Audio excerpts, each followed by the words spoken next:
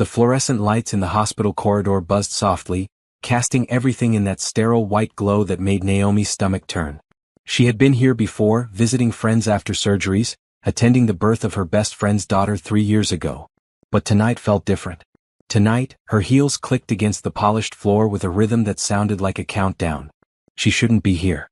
She should be at home, curled up with a book and a glass of wine, trusting that her husband of 7 years was handling whatever business emergency had pulled him away from their anniversary dinner. But something in his voice during that brief phone call had sounded off. Not guilty exactly. Just distracted in a way that made her chest tighten. The private wing was quieter than the rest of the hospital. This was where wealthy families came for privacy, where celebrities had their procedures done away from cameras, where people paid extra to suffer in luxury. Naomi had funded an entire floor of this hospital 2 years ago. Her name was on a plaque in the lobby, though she'd insisted they use her maiden name. Naomi Chin Foundation for Women's Health. Room 412. That's what the nurse at the front desk had told her after Naomi had smiled and said she was looking for her husband, Richard Patterson. The nurse had looked uncomfortable, had stammered something about visiting hours, but Naomi's reputation opened doors. Everyone at Mercy Heights knew who she was. She approached the room slowly, noticing through the rectangular window that the lights were dimmed inside. She could see movement, hear voices, a woman's laugh that sounded tired but happy. And then she saw him. Richard stood beside a hospital bed, his back to the door, wearing the same navy suit he'd worn when he left their house that morning. But now his jacket was off, draped over a chair, and his sleeves were rolled up to his elbows. In his arms, wrapped in a pale yellow blanket, was a baby. A newborn from the looks of it, with that wrinkled pink face and tiny fists that moved without purpose. Naomi's hand froze on the door handle. She watched through the glass as Richard swayed gently, the way people do instinctively when holding infants. He was smiling down at the baby with an expression she had never seen on his face before. Pure joy. Complete contentment. The woman in the bed shifted, and Naomi got her first clear look at her face. Young, probably late 20s, with blonde hair spread across the pillow and an exhausted smile aimed up at Richard. She said something Naomi couldn't hear, and Richard laughed, that deep rumble Naomi had fallen in love with 8 years ago at a charity gala. Then Richard bent down and kissed the woman's forehead. Not a peck. Not a friendly gesture. A kiss that lingered, that spoke of intimacy and history and 1,000 private moments Naomi knew nothing about. The baby made a small sound, and Richard lifted it closer to his face, whispering something that made the woman in the bed laugh again. They looked like a photograph. A perfect little family, framed by soft lighting and hospital equipment that beeped quietly in the background. Naomi felt her body go cold, then hot, then cold again. Her fingers released the door handle. She took one step backward, then another. A nurse walked past, pushing a cart, but Naomi barely noticed. Her eyes stayed fixed on the scene through that rectangular window, burning the image into her memory. Richard kissed the baby's head. The woman reached up to adjust the blanket. They moved together with the ease of people who had practiced this, who had planned this, who had wanted this. 7 years. They had been married for 7 years. She had supported his career, had made him CFO of her company when he was drowning in debt from his previous firm. She had loved him through his late nights and his stress and his insecurities about not being the primary earner. She had never pushed him about children even though she had wanted them, because he kept saying they should wait until he felt more established. And now here he was, holding someone else's baby like it was the most natural thing in the world. Naomi turned away from the window. Her legs felt strange, like they belonged to someone else, but they carried her back down the corridor. Past the nurse's station. Past the elevator. She took the stairs instead, needing the physical exertion, needing something to focus on besides the image replaying in her mind. 4 flights down. Through the lobby where her name was on that plaque. Out into the parking garage where her silver Tesla waited under harsh lights. She sat in the driver's seat and stared at the concrete wall in front of her. No tears came. That surprised her. She had always been emotional, quick to cry at sad movies and touching commercials. But now, faced with the biggest betrayal of her life, her eyes remained dry. Her hands remained steady on the steering wheel. Maybe she was in shock. Or maybe some part of her had known. All those late nights he'd claimed were work emergencies. The new cologne he'd started wearing 6 months ago. The way he'd stopped reaching for her in bed, stopped asking about her day, stopped seeing her as anything more than a comfortable roommate who happened to sign his paychecks. Naomi started the car. The dashboard lit up, showing her the time, 9:47 p.m. She had left their anniversary dinner reservation at 7:30, worried when Richard hadn't shown up or answered her calls. She had driven across town to his office, found it dark and empty. Had called his assistant, who had stumbled over her words before finally admitting that Richard had left early, saying it was a family emergency. Family emergency. The words took on new meaning now. She pulled out of the parking garage and onto the street. But instead of turning right toward their house in the suburbs, the sprawling 5-bedroom property with the pool and the garden she'd spent 3 years perfecting, she turned left. Toward downtown. Toward the office building she'd purchased 8 years ago, back when she was just starting out and Richard was a minor player at an investment firm that would collapse 2 years later. The city lights blurred past her windows. Other cars moved around her, full of people living their normal lives, unaware that hers had just shattered. Or had it? She gripped the steering wheel tighter. When exactly had her marriage ended? Tonight when she saw him with that baby? Or months ago when he first touched that woman? Or years ago when he stopped looking at her like she mattered? The office building rose up before her, 20 stories of glass and steel with Patterson Tech Solutions emblazoned across the top floor. She had let him name the company, had thought it was a generous gesture, a way of making him feel important. Now the name felt like a joke. He had contributed nothing to the technology that made the company successful. That was all her. Her code, her innovations, her late nights turning caffeine into algorithms that revolutionized data security. She parked in her reserved spot and took the private elevator to the 20th floor. The space was dark except for the emergency lighting along the baseboards. Her office was in the corner, with floor-to-ceiling windows that overlooked the entire city. She had designed this space herself, had picked every piece of furniture, every painting on the walls. Naomi sat in her chair and swiveled to face the windows. The city sprawled below her, millions of lights representing millions of lives. Somewhere out there, Richard was still at that hospital, playing father to another woman's child. Somewhere out there, people were having dinner and watching movies and going about their evening routines, completely unaware that Naomi Patterson's entire existence had just been revealed as a lie. She pulled open the bottom drawer of her desk, the one that required her fingerprint to access. Inside was a folder she had hoped she would never need. Her attorney, Margaret Chin, no relation despite the shared last name, had insisted she keep copies of everything important here, separate from their home safe that Richard knew the combination to. Naomi spread the documents across her desk. Property deeds, stock certificates, bank statements, corporate filings. Page after page of legal proof that told a story Richard had never fully understood. The house, purchased through Chin Holdings LLC, owned entirely by Naomi. The cars, leased through another shell company, payments automatically deducted from Naomi's personal accounts. The company, 95% owned by Naomi, 5% granted to Richard as part of his employment contract, with clauses that allowed her to revoke his shares upon termination of employment or divorce. Even his salary, the healthy 6-figure income he thought he earned through his own merit, came from her company.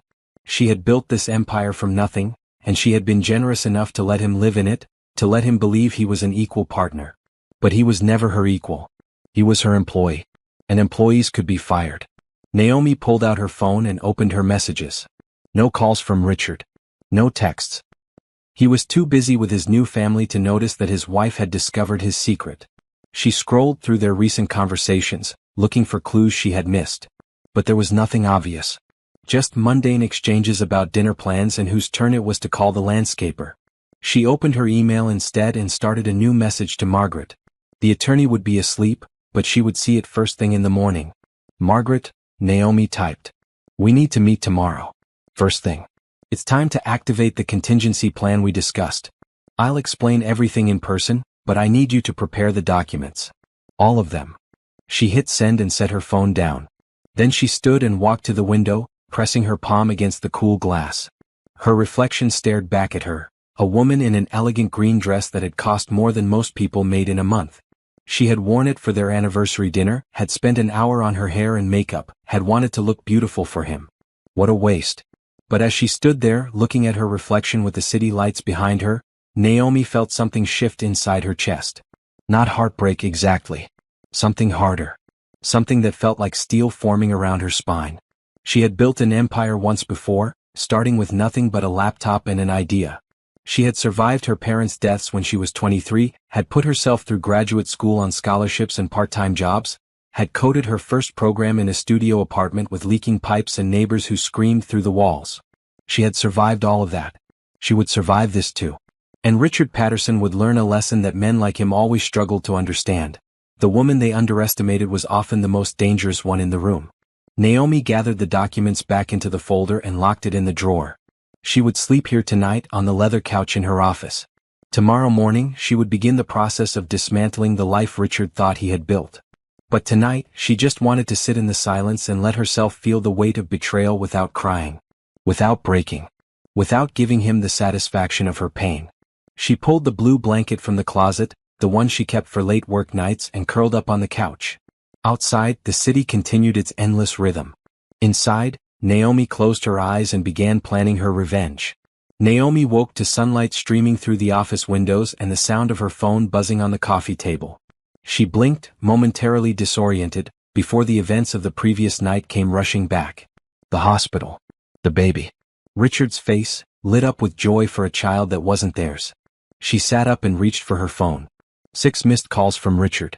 3 voicemails. A dozen text messages that started concerned and gradually shifted to irritated. Hey, where are you? Coming home soon. Naomi, call me back. Getting worried. This isn't funny. I need to know you're okay. Are you seriously ignoring me right now? The last message had come in at 2:17 a.m. Fine. Whatever. See you when you get home.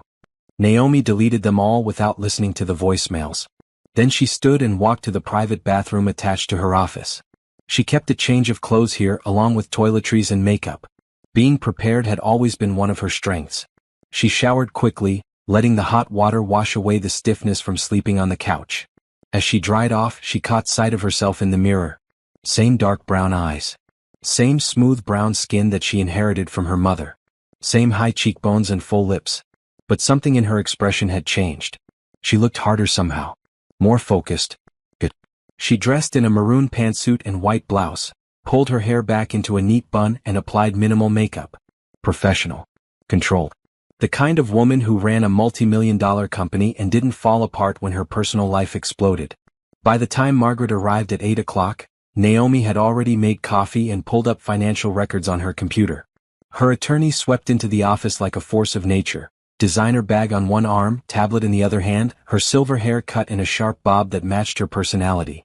Tell me everything, Margaret said, setting her bag down and accepting the coffee Naomi offered. So Naomi did. She described the hospital, the woman, the baby, Richard's expression of pure contentment. She kept her voice level, factual, as if reporting on a business transaction rather than the destruction of her marriage. Margaret listened without interrupting, her sharp eyes never leaving Naomi's face. When the story finished, she set down her coffee cup and nodded once. How long do you think it's been going on? I don't know. Months at least. Maybe longer. Naomi pulled up a calendar on her computer. He started traveling more about 8 months ago. Sales conferences, he said. Networking events. I never questioned it because the company was growing and it made sense that he would need to build relationships. Did he actually attend those conferences? I have no idea. I trusted him. The words tasted bitter. Margaret pulled out her tablet and started making notes. We'll need to establish a timeline. I'll hire a private investigator to document his movements, confirm the relationship, identify the woman. If there are financial transactions we can trace, that will strengthen your position. My position is already strong. Naomi turned her computer screen so Margaret could see it. Everything is documented. The prenuptial agreement he signed states clearly that all assets acquired before and during the marriage remain separate property unless explicitly transferred. I've never transferred anything. He owns 5% of this company, which I can revoke based on the morality clause in his employment contract. The house is mine. The cars are mine. Even the furniture is technically mine because I purchased it through my LLCs. Margaret scrolled through the documents, her expression shifting from interested to impressed. You've been thorough. You told me to be. Naomi pulled up another file. There's more. My grandmother's trust fund.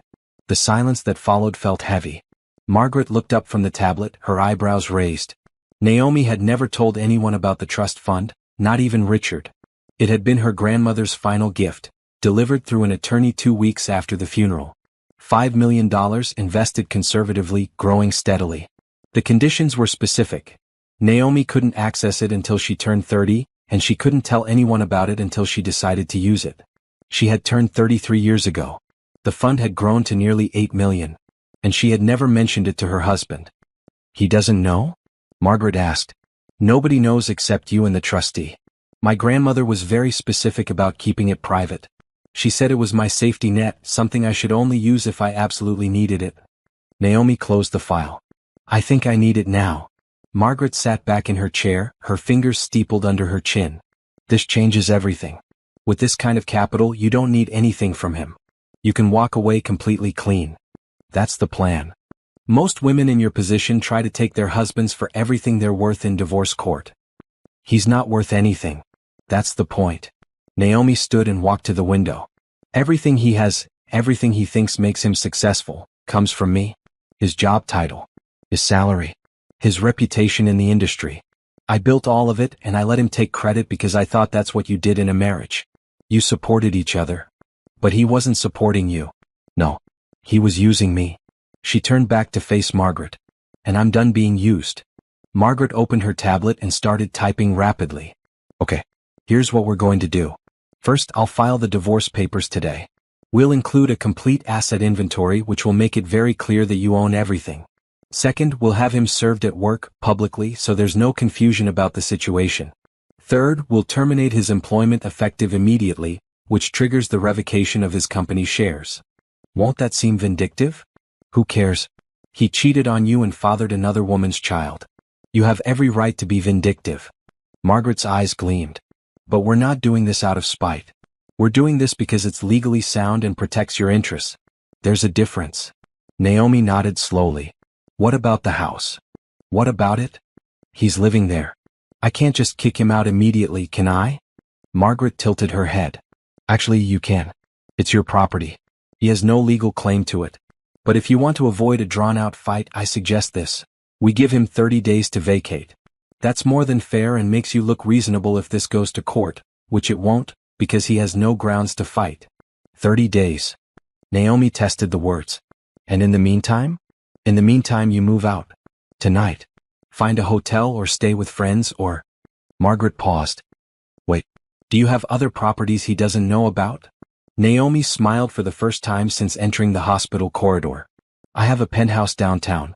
Purchased it 2 years ago through a holding company based in Delaware. He has no idea it exists. Perfect. Move there today. I'll arrange for movers to pack your personal belongings and have them delivered. You don't need to see him or speak to him. Let me handle all communication through legal channels. The plan was coming together quickly, each piece falling into place like a well-designed algorithm. Naomi felt her breathing steady, her mind clear.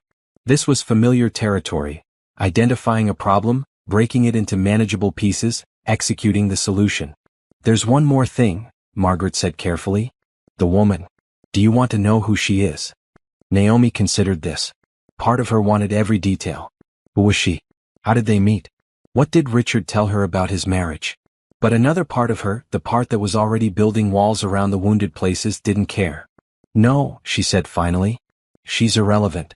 This is between Richard and me. Fair enough. Margaret stood and gathered her things. I'll get started on the paperwork immediately. Expect the divorce petition to be ready by this afternoon. We'll serve him tomorrow morning at the office. I assume you'll want to be there? No. I don't want to see his face. Naomi walked Margaret to the door. I'll work from home for the next few weeks. From my real home. Margaret squeezed her shoulder, a rare gesture of affection from the normally stoic attorney. You're handling this remarkably well. Am I? Naomi laughed, but it sounded hollow. I feel like I'm going through the motions. Following a script. That's normal. The shock will wear off eventually and then you'll feel everything at once. When that happens, call me. Or call a therapist. Or call a friend. But don't call him. Margaret's expression turned fierce. Promise me you won't call him. I promise. After Margaret left, Naomi returned to her desk and opened her laptop. She had work to do, not just in planning her divorce but in running her company. Patterson Tech Solutions had 3 major contracts up for renewal this month, and she needed to review the proposals before the board meeting on Friday. But first, she needed to look at something she had been avoiding. She logged into the company's HR portal and pulled up Richard's employment file. Start date, November 15th, 7 years ago. Position, Chief Financial Officer.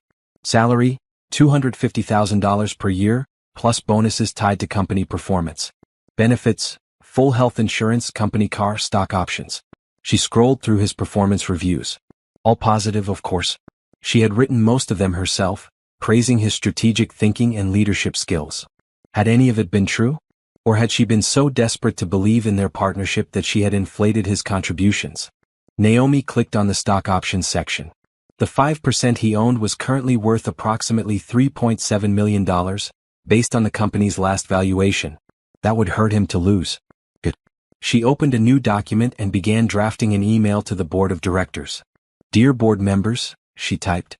I am writing to inform you of significant changes to our executive leadership structure. Effective immediately, Richard Patterson will be stepping down from his position as Chief Financial Officer. I will be assuming his responsibilities temporarily while we conduct a search for his replacement. Please join me for an emergency board meeting tomorrow at 9 a.m. to discuss the transition. She read it over twice, making sure the language was professional and gave nothing away about her personal situation. Then she hit send.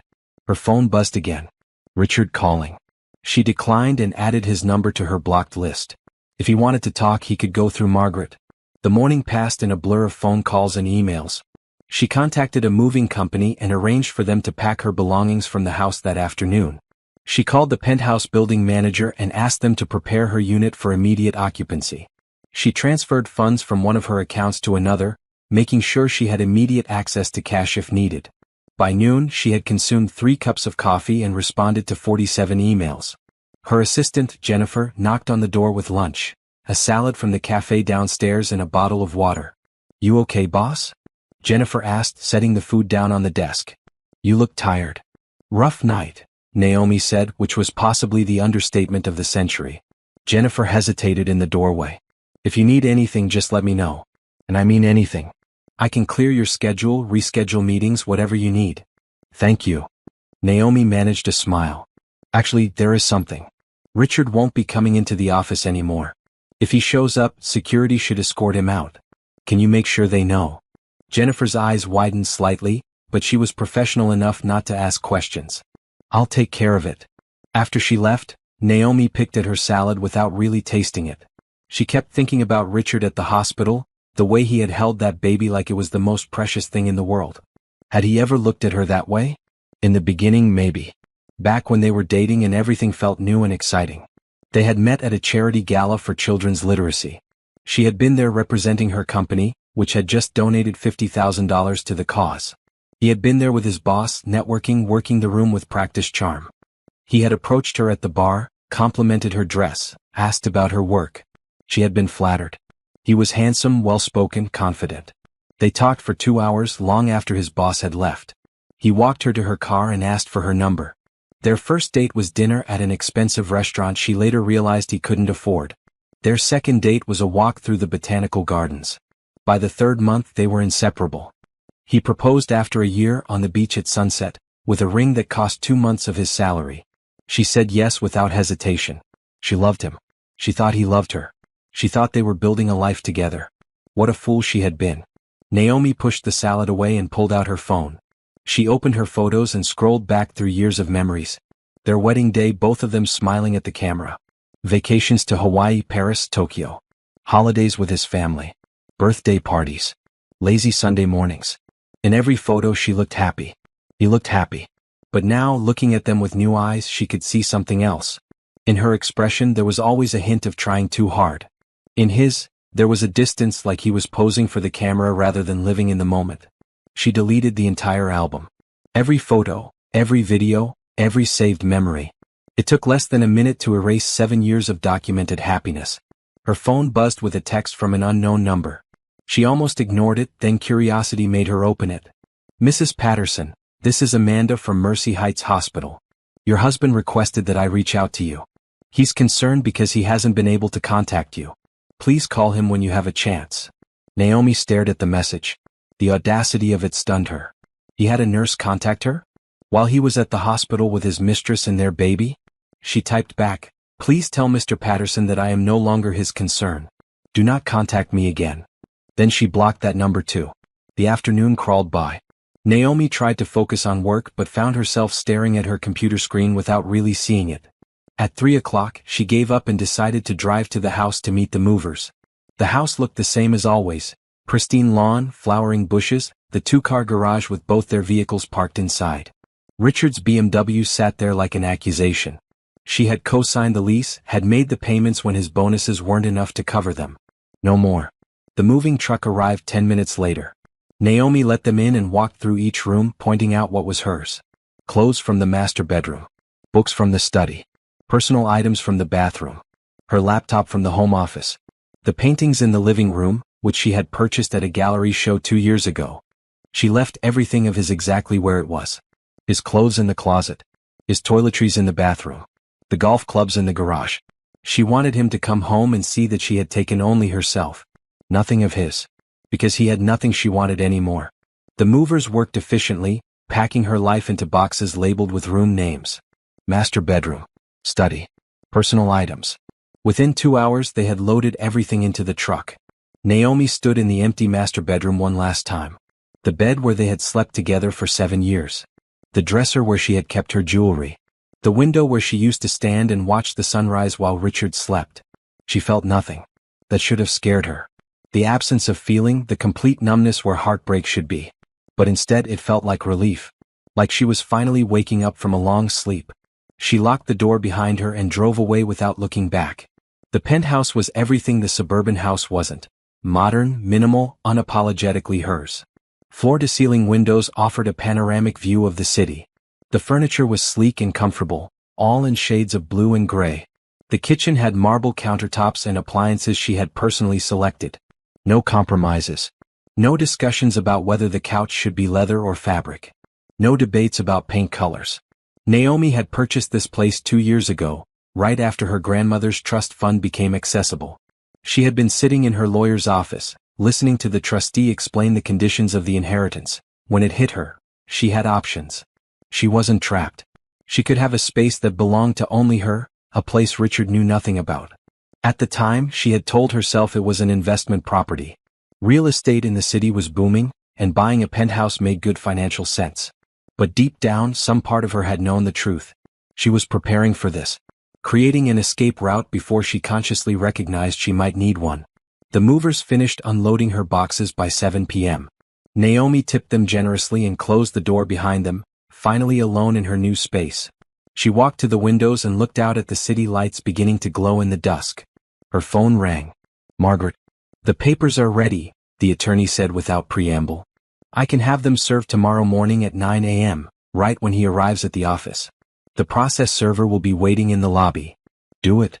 There's something else you should know. I had my assistant do some preliminary research on the woman. Her name is Bethany Lockwood. She's 27, works as a pharmaceutical sales representative. No criminal record. No obvious red flags." "I said I didn't want to know," Naomi interrupted. "I understand. But I think you should hear this." Margaret paused.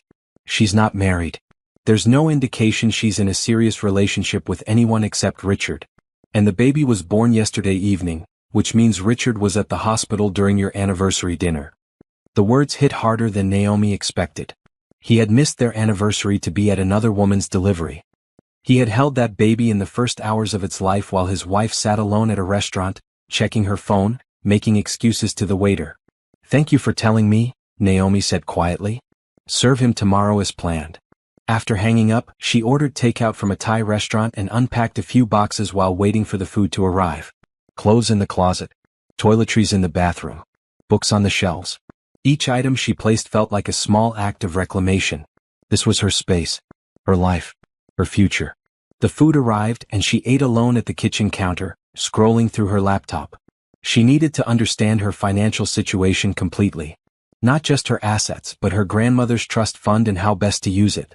She opened the secure file her grandmother's attorney had given her 3 years ago. Inside was a letter, written in her grandmother's careful handwriting, that she had read 100 times but never fully absorbed. "My dearest Naomi," it began. "If you're reading this, I'm gone and you've reached the age where you can access this gift. I've spent my life watching strong women compromise themselves for men who didn't deserve them. Your grandfather was a good man, but even he expected me to make myself smaller so he could feel bigger. I did it because that was what women of my generation did. But you don't have to. This money represents my life's work. I saved every penny I could from my nursing career. I invested wisely. I denied myself luxury so that one day, you would have the freedom to choose. Choose your career. Choose your relationships.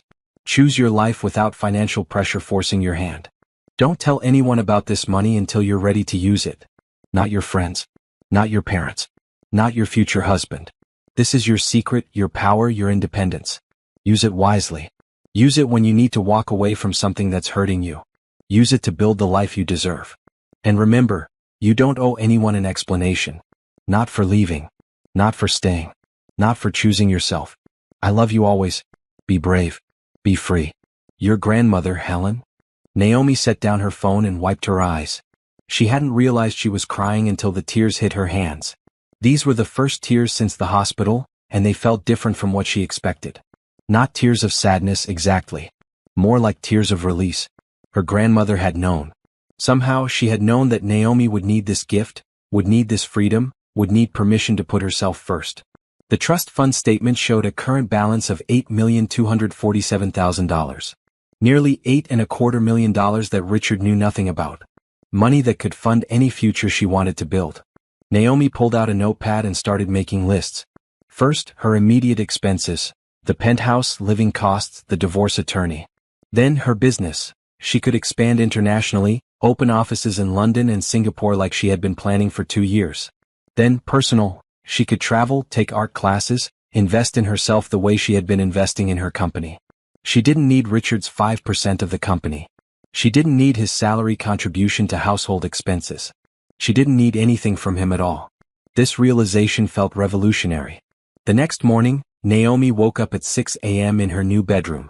The bed was smaller than the one she had shared with Richard, and the mattress was firmer, exactly how she liked it. She had always compromised on the softer mattress he preferred, had spent 7 years waking up with back pain because he claimed the firm ones hurt him. She made coffee in her kitchen and stood by the window, watching the sun rise over the city. Somewhere across town, Richard was probably just waking up, getting ready for work, completely unaware that his life was about to change. At 8:45 her phone rang. Margaret. The process server is in position. Do you want me to stay on the line while it happens? No. Just call me when it's done. Naomi tried to work, but concentration was impossible. She kept checking the clock.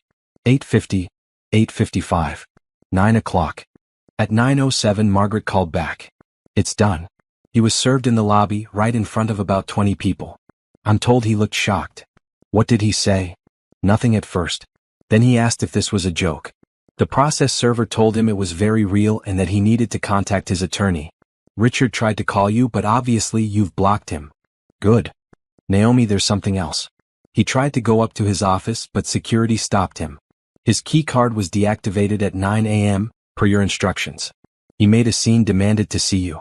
Security had to escort him out. Naomi closed her eyes, imagining the scene. Richard, always so composed and confident, being removed from the building that bore his name on the top floor. The irony was almost poetic. Where is he now? I don't know. Probably calling lawyers. Or heading to wherever you used to live together. Margaret paused. He doesn't know about the penthouse, right? Right.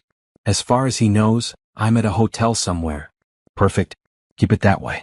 The less he knows about your movements, the better. Margaret's keyboard clicked in the background. I'm emailing you a copy of the divorce petition. Review it when you have time, but everything should be in order. The timeline is aggressive. We're requesting a court date within 60 days. Given that there are no children and no contested assets, it should be straightforward. After the call ended, Naomi opened the email and read through the petition. It was 30 pages of legal language that essentially said, this marriage is over. The wife owns everything. The husband gets nothing except what he came in with, which is nothing. Her phone buzzed with a text from Jennifer. Richard showed up at the office. Security removed him. He seemed really upset. Are you okay? Naomi replied, I'm fine. Thank you for asking. Please forward any messages from him directly to Margaret Chin at Chin & Associates. The rest of the morning passed in a blur of phone calls. Her accountant, confirming the transfer of funds she had requested. The property manager at her old house, changing the locks and alarm codes. Her bank, updating her contact information to the penthouse address. At noon she received a call from Richard's mother, Patricia. Naomi stared at the phone, debating whether to answer. Finally, curiosity won. Naomi, honey, what's going on? Patricia's voice was strained. Richard called me this morning. He's devastated. He said you filed for divorce and kicked him out of the company. There must be some misunderstanding. There's no misunderstanding, Patricia. Richard and I are getting divorced. But why? What happened? You two seem so happy. Naomi almost laughed at that. Happy. Sure, she had seemed happy. She was very good at seeming. You should ask your son what happened. I did ask him. He said he has no idea why you're doing this. He said he came home last night and you were gone, just vanished without a word. So he was playing innocent, pretending he had done nothing wrong, painting himself as the victim of a crazy, irrational wife. Patricia, I appreciate you calling, but this is between Richard and me. Please don't contact me about this again. Naomi, please. Think about what you're doing. 7 years of marriage. You can't just throw that away over whatever small problem you're having. Every marriage has rough patches. This isn't a rough patch. Naomi's voice came out harder than she intended. And I'm not discussing my marriage with you. Goodbye, Patricia. She hung up and immediately blocked that number too. The phone rang again immediately. Richard's father this time. She declined the call and blocked him as well. Her phone buzzed with texts from numbers she didn't recognize. Friends of Richard's, probably, or colleagues from the office. She blocked them all without reading the messages. By mid-afternoon, she had blocked 17 different phone numbers and deleted 43 emails. It was like a dam had broken and everyone Richard knew was suddenly trying to contact her, to plead his case, to convince her she was making a mistake. But she wasn't making a mistake. She was correcting one. Naomi poured herself a glass of wine and returned to the window. The city sprawled below her, indifferent to her drama. People were living their lives, facing their own challenges, making their own decisions. She was just one more person choosing herself over someone who had already chosen someone else. Her grandmother's words echoed in her mind, "You don't owe anyone an explanation." She didn't owe Richard an explanation for why she left. She didn't owe his parents an explanation for why she was divorcing their son. She didn't owe anyone anything except herself. That night, Naomi slept better than she had in months. No tossing and turning. No waking up to check if Richard was beside her. Just deep, dreamless sleep in a bed that was entirely her own, in a home that was entirely her own, in a life that was finally, completely her own. 3 days passed in relative silence. Naomi worked from the penthouse, taking video calls with her team, reviewing contracts, making decisions about the company's future. She promoted her VP of Operations, Trevor, to interim CFO and announced it in a company-wide email that made no mention of Richard's departure. Margaret called each morning with updates. Richard had hired an attorney, a mid-level divorce lawyer named Frank Morrison who had a reputation for being aggressive but not particularly strategic. He had sent a letter demanding that Naomi reconsider the divorce, claiming that she was acting irrationally and that they should attend marriage counseling. What should I tell him? Margaret asked. Tell him no. Tell him anything he needs to communicate should go through you. And tell him that if he contacts me directly, I'll file for a restraining order. That seems extreme. Is it? He's had 17 different people call and text me in 3 days. That's harassment. Margaret conceded the point and sent the letter. On the 4th day Richard came home. Naomi wasn't there, of course. She had no intention of seeing him. But the property management company she had hired to oversee the house called her at 2 p.m. with an update. Mrs. Patterson, we wanted to let you know that Mr. Patterson arrived at the property this afternoon. He used his key but the locks have been changed so he couldn't get in. He's currently sitting in his car in the driveway. Is he causing problems? Not yet. But he's been there for about an hour. Should we call the police? Naomi thought about this. Part of her wanted to say yes, wanted to have him removed like a trespasser. But another part of her, the part that remembered loving him once, hesitated. No. Let him sit there. He'll leave eventually. But he didn't leave. At 4 p.m. the property manager called again. He's still here. And now he's knocking on the door. Repeatedly. We can hear it from the security feed. Don't let him in. We won't. But Mrs. Patterson, I think you should know that he seems upset. He's been shouting. What's he saying? The manager paused. He's asking where you are. Saying that he needs to talk to you. That you're being unreasonable. That he deserves an explanation. Naomi felt her jaw tighten.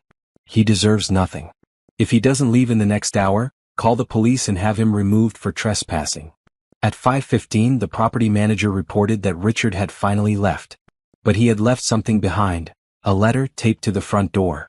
Do you want us to destroy it? No. Photograph it and email it to me.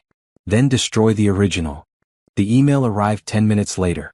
The letter was handwritten on lined paper, Richard's familiar scrawl covering both sides of the page. "Naomi," it began. "I don't understand what's happening. You disappeared without a word. You filed for divorce without giving me any chance to fix whatever I did wrong. You took away my job, my home, everything we built together. Whatever I did, I'm sorry. Can we please just talk? I can't fix this if you won't even tell me what's broken. I love you. I've always loved you. Please don't throw away 7 years of marriage without at least giving me a chance to make things right. I'm staying at a hotel downtown. The Riverside Inn, room 342. Please call me. Or come see me. Or send me a message through that lawyer of yours. Anything. Just don't shut me out like this.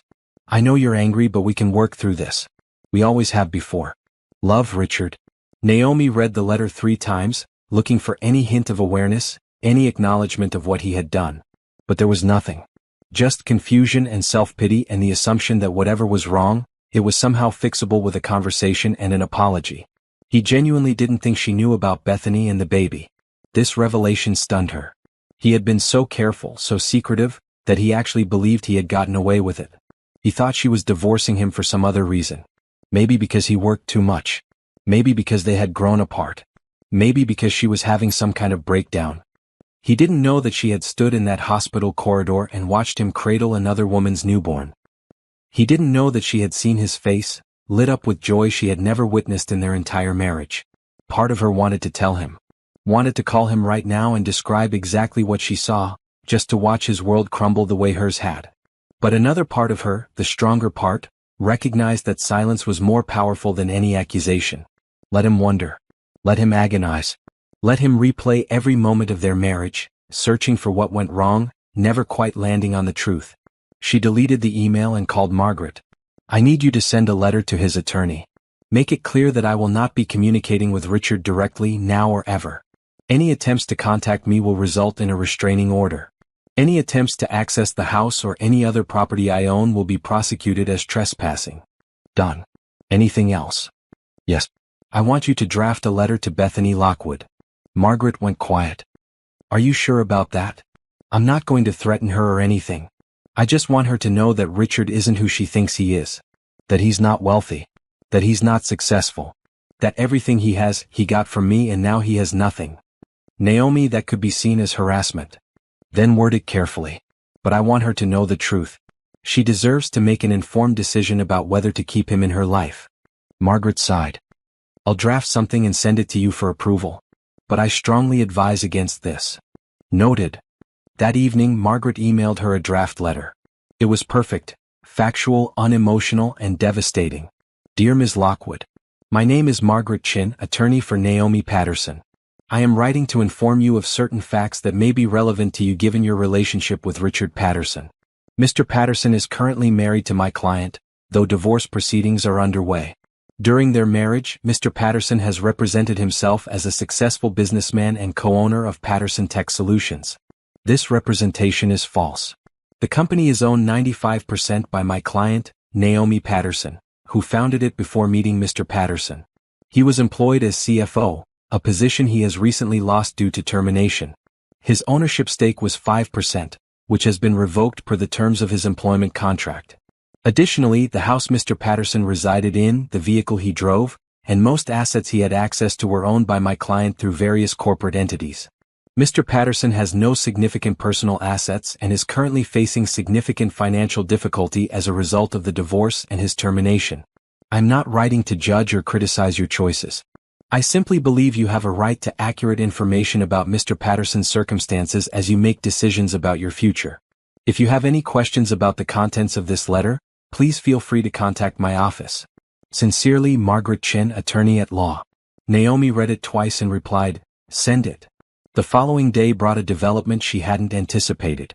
Her assistant Jennifer called, sounding nervous. "Naomi, there's someone here to see you. A woman. She says her name is Bethany Lockwood and that it's urgent." Naomi's heart rate spiked. "Where is she?" "In the lobby. Security won't let her up without your permission. Keep her there." "I'm coming down." Naomi grabbed her phone and headed for the elevator, her mind racing. Why would Bethany come here? How did she even know where to find her? The lobby was quiet when she arrived. A woman sat on one of the leather couches near the window, holding a diaper bag and looking exhausted. She was younger than Naomi expected, with blonde hair pulled into a messy ponytail and dark circles under her eyes.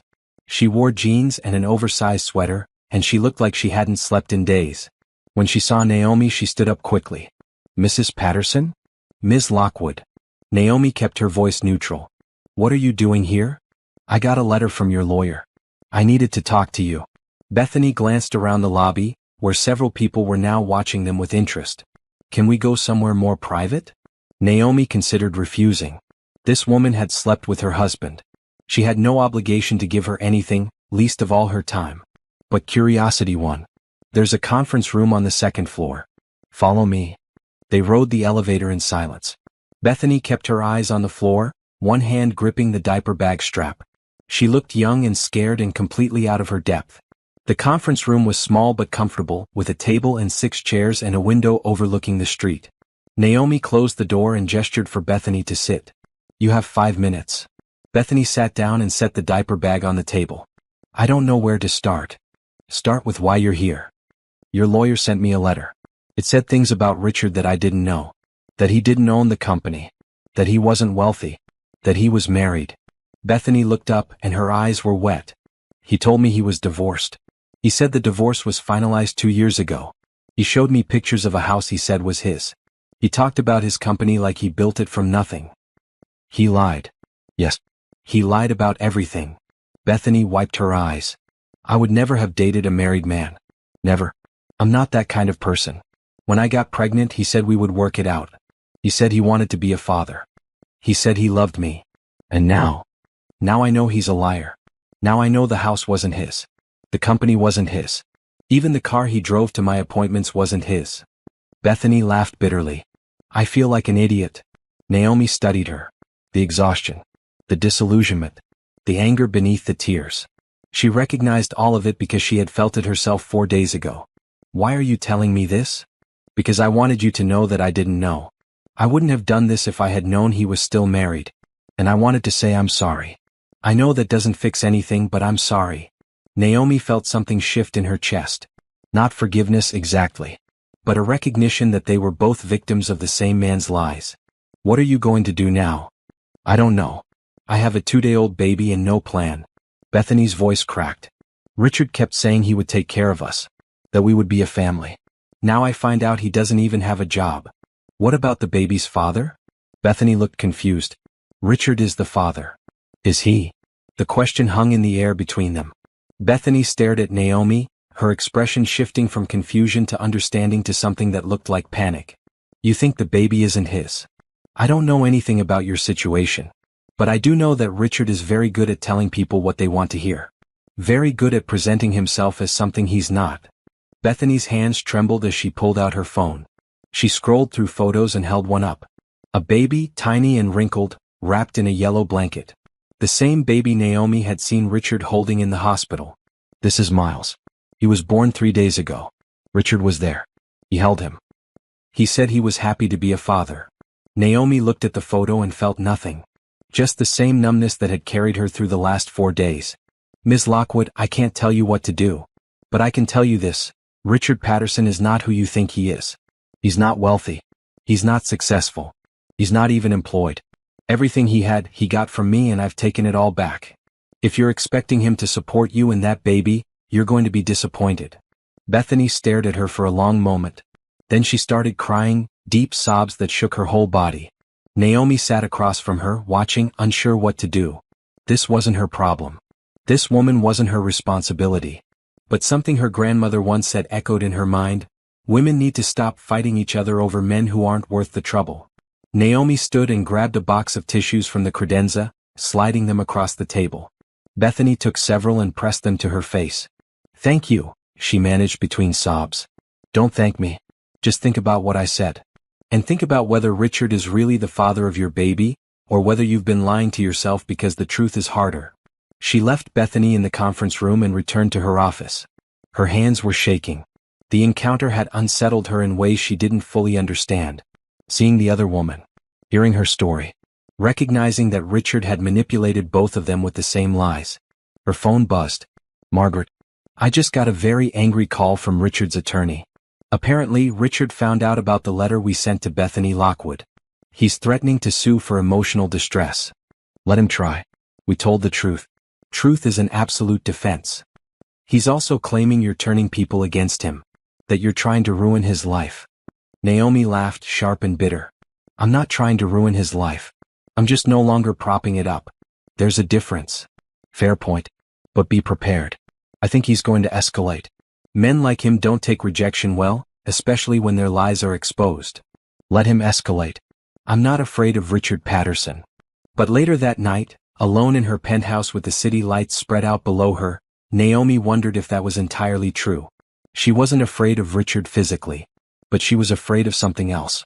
Afraid that 7 years of marriage had left scars she couldn't see yet. Afraid that she would never be able to trust anyone again. Afraid that she had wasted the best years of her life on someone who never truly saw her. She poured herself a glass of wine and stood at the window, watching the world move below her. Tomorrow she would be strong again. Tomorrow she would continue dismantling the life Richard thought he had built. But tonight, just for tonight, she let herself feel the weight of it all. The moving day had been carefully planned down to the minute. Naomi had hired the same moving company that had taken her things to the penthouse, but this time she gave them a different list. Everything in the suburban house that was truly hers. Furniture she had purchased before the marriage, artwork she had collected, kitchen equipment she had bought. She left Richard's clothes, his golf clubs, his office supplies. She even left the bed, though she had paid for it, because she didn't want anything that reminded her of sharing a life with him. The movers worked quickly. By noon they had loaded everything into 2 trucks. Naomi walked through the empty rooms one final time, her footsteps echoing on the hardwood floors. The living room where they had hosted dinner parties. The kitchen where she had tried to teach him how to cook Thai curry. The home office where she had worked late into the night while he slept upstairs. 7 years of memories and she felt nothing looking at them now. It was like watching a movie about someone else's life. She locked the door behind her and dropped the keys in an envelope addressed to Richard. Inside she included a note. Your 30 days are up. The house has been sold to an investor. You have until the end of the week to remove your belongings. After that, anything left will be donated. She wasn't actually selling the house. It was too valuable an asset to let go. But Richard didn't need to know that. Let him panic. Let him scramble to find a place to live. Let him experience what it felt like to have the ground drop out from under him. The penthouse felt more like home every day. Naomi had arranged her furniture exactly how she wanted it, with no compromises for anyone else's taste. Her books lined the shelves in the study. Her clothes filled the walk-in closet in the master bedroom. Her coffee maker sat on the kitchen counter, programmed to brew exactly 6 ounces of dark roast at 6 a.m. every morning. This was her space. Her sanctuary. Richard didn't even know it existed. She spent the afternoon working, reviewing proposals for the company's expansion into Singapore. Trevor had proven himself to be an excellent CFO, organized and detail-oriented in ways Richard had never been. The transition had been smoother than she expected. The board had asked a few questions about Richard's sudden departure, but her explanation, that he was pursuing other opportunities, had been accepted without much pushback. No one needed to know the truth. It was none of their business. At 5 p.m. her phone rang. An unknown number. She almost didn't answer, but something made her pick up. Mrs. Patterson? A man's voice, unfamiliar. Who is this? My name is Detective James Crawford with the city police. I'm calling about a complaint we received from your husband, Richard Patterson. Naomi's stomach dropped. What kind of complaint? He claims you've been harassing him and his girlfriend. Making threatening phone calls. Sending intimidating letters. He's requesting that we investigate. That's absurd. I haven't called him once since filing for divorce. And the only letter my attorney sent was a factual statement about his employment and financial status. There was nothing threatening about it. I see. Well, I wanted to reach out and get your side of the story before proceeding. Mr. Patterson seems quite upset. He claims you've destroyed his life out of spite. Detective, I filed for divorce because my marriage was over. I terminated his employment because he violated the terms of his contract. And I have documentation for every decision I've made. If Richard wants to claim harassment, he's welcome to try, but he won't get far. There was a pause. Can I ask why you terminated his employment? No. That's a private business matter between my company and a former employee. If you want details, you'll need a warrant. Another pause. Mrs. Patterson, I'm not trying to cause problems. I just want to make sure everyone is being treated fairly. Then I suggest you ask Richard Patterson why he was at Mercy Heights Hospital on our anniversary night holding another woman's newborn baby. Ask him about Bethany Lockwood. Ask him about the lies he's been telling both of us for months. She heard the detective take a breath. I see. Thank you for your time, Mrs. Patterson. I don't think we'll be pursuing this matter further. After hanging up, Naomi sat in silence, her heart pounding. So Richard was trying to paint her as the villain. Of course he was. He couldn't accept responsibility for his own actions, so he was creating a narrative where she was the crazy, vengeful ex-wife who had ruined his life for no reason. She called Margaret immediately. Richard filed a police complaint against me, claiming harassment. On what grounds? The letter you sent to Bethany. And apparently he thinks I've been making threatening phone calls, which is ridiculous because I've blocked his number. Margaret cursed under her breath. This is a delay tactic. He's trying to make you look bad before the divorce hearing. Don't worry. I'll handle it. Do you have phone records showing you haven't contacted him? Yes. I can pull them right now. Good. Send them to me. And Naomi? Don't engage with him. Don't respond to any accusations. Let me deal with all of it. I will.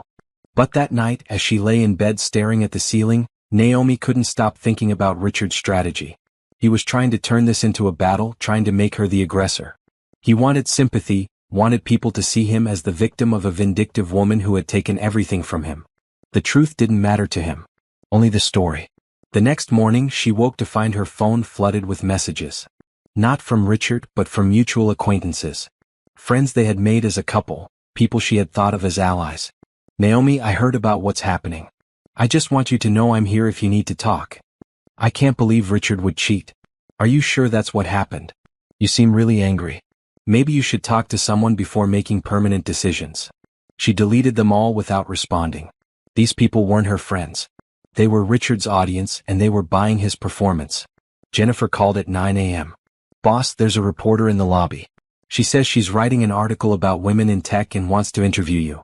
Should I send her up? What publication? City Magazine. She has credentials. Naomi thought about this. City Magazine was reputable, widely read. An interview could be good publicity for the company. Send her up. The reporter arrived 10 minutes later, a woman in her 40s with short red hair and sharp eyes. She introduced herself as Karen Mitchell and set up a small recording device on the conference table. Thank you for meeting with me, Karen said. I'm doing a series on successful women in tech, focusing on challenges you've faced and how you've overcome them. They talked for an hour about the company, about Naomi's background, about her vision for the future. Karen asked smart questions, probing but not intrusive. Naomi found herself relaxing, enjoying the conversation. Then near the end, Karen's tone shifted slightly. There's been some talk in the industry about recent changes at Patterson Tech Solutions. Your CFO left suddenly. There are rumors about the circumstances. Would you like to comment? Naomi kept her expression neutral. Richard Patterson is no longer with the company. That's all I'm prepared to say about personnel matters. But he's also your husband, correct? Or ex-husband. That's personal, not professional. I don't discuss my personal life in interviews. Karen nodded, making notes. Fair enough. But you must see how people are curious. You're a powerful woman. Your husband loses his job and your marriage ends at the same time. Some people are saying you're being vindictive. Some people can think whatever they want. I make decisions based on what's best for my company and my life. I don't owe anyone explanations beyond that. Even when those decisions affect other people. Richard Patterson's career is effectively over. Bethany Lockwood is a single mother because of your choices. Naomi felt anger flash through her, hot and sharp. You need to check your facts. Richard Patterson's career is in trouble because of his own actions. Bethany Lockwood's situation is the result of choices she and Richard made, not me. I'm not responsible for cleaning up the mess other people create. Karen leaned forward. So you admit you're not helping them? Why would I help them? They betrayed me. They lied to me. I owe them nothing. Some people would say that's cold. Some people haven't been in my position. Naomi stood, signaling the interview was over. Thank you for your time, Ms. Mitchell. I think we're done here. Karen packed up her equipment but paused at the door. For what it's worth, Mrs. Patterson, I think you're doing the right thing. Women spend too much time taking care of men who don't deserve it. After she left, Naomi called Margaret. I just did an interview that might have been a mistake. What kind of interview? For City Magazine. The reporter asked about Richard and Bethany. I didn't say anything incriminating, but I also didn't play the victim. I think the article might paint me as heartless. Margaret sighed. Did you say anything false or defamatory? No. Then don't worry about it. The truth is on your side. Let them write whatever they want. But Naomi did worry. That night, alone in her penthouse, she wondered if she was handling this wrong. Should she be more sympathetic? Should she show more emotion? Should she let people see that she was hurting, not just angry? No. She had spent 7 years being soft, being accommodating, being the supportive wife who put her husband's needs above her own. She was done with that version of herself. People wanted to call her cold, let them. Cold was better than broken. The article came out 3 days later. The headline read, Naomi Patterson, the ice queen of tech or a woman taking back her power? The piece was surprisingly balanced. It detailed her accomplishments, her company's success, her reputation as a brilliant innovator. It also mentioned the divorce and Richard's termination, but framed it in terms of a woman finally standing up for herself after years of being undervalued. The comments section was mixed. Some people praised her strength. Others called her heartless for abandoning a newborn baby. Still others accused her of weaponizing her wealth against a man who had made one mistake. Naomi read through them all, then closed the browser. She didn't need validation from strangers. She knew what she was doing and why. That evening she received an email from an unexpected source, Bethany Lockwood. Mrs. Patterson. I wanted to reach out after our conversation last week. I've been thinking about what you said and I did some investigating. You were right. Miles isn't Richard's baby. His father is my ex-boyfriend, Travis. I lied to Richard because Travis had left me and I was scared to raise a baby alone. I'm not proud of what I did. I used Richard just like he used both of us. I'm sorry for my part in this. I wanted you to know because I think you deserve the truth. Richard called me yesterday, furious about the letter your lawyer sent. He said terrible things about you. Called you names.